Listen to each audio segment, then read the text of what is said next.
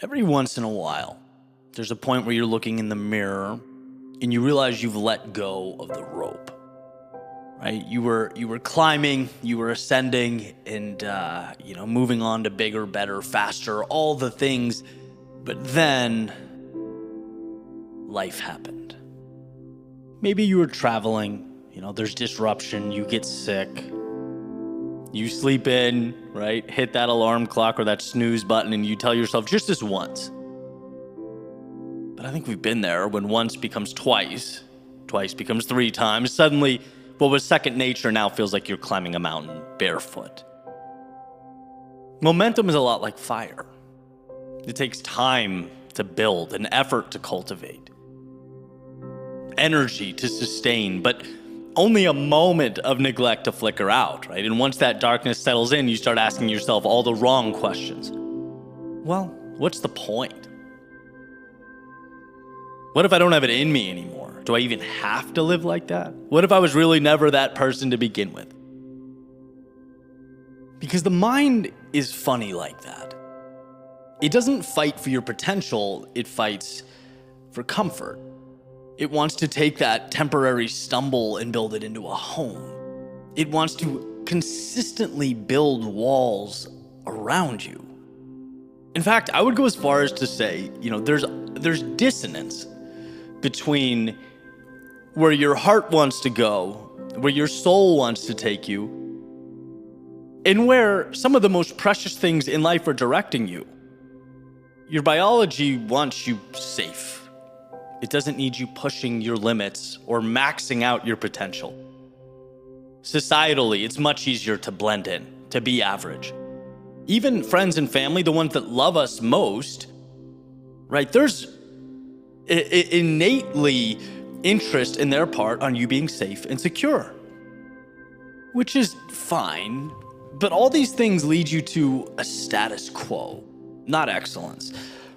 Excellence in my eyes is something that is derived from the self. It's a journey that you have to green light. And so where am I going with this? Well, I'm just coming out of a, we'll say, less than ideal stretch. It's not a remarkable story. It's not going to knock your socks off, but I think you'll find it relatable, right? Where a few weeks ago, everything was firing on all cylinders in, I want to say, all aspects of life, right? In rhythm, dialed in, early mornings, deep work, hitting the gym, spending time with people I care about, all things good, right? Had my hands on the wheel. And then something so small, so seemingly insignificant knocked me off course. Some type of respiratory virus. Nothing serious, enough to keep me in bed for a few days.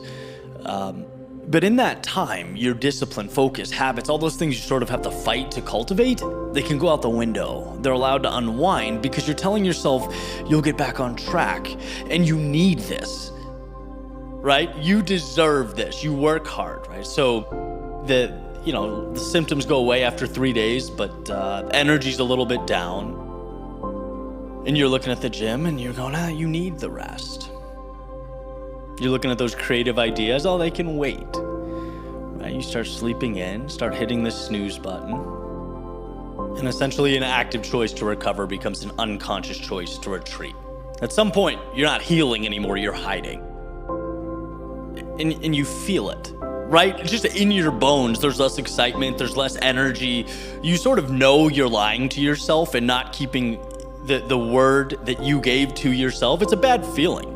You start to internalize that. People follow through on who they believe themselves to be. That's why every step is so important. It's earning that confidence. It's reaffirming that commitment. And without that, life just feels like it's missing something. And so this morning, a very intentional walk outside changed everything.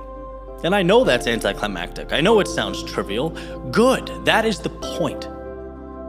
It's so easy to turn things around, right? But as Jim Rohn has said, it's also very easy to continue the same pattern and same habits. That's why it's so hard to change. Not because change is hard, but because staying the same is so damn easy. But here's the message. Here's what I needed.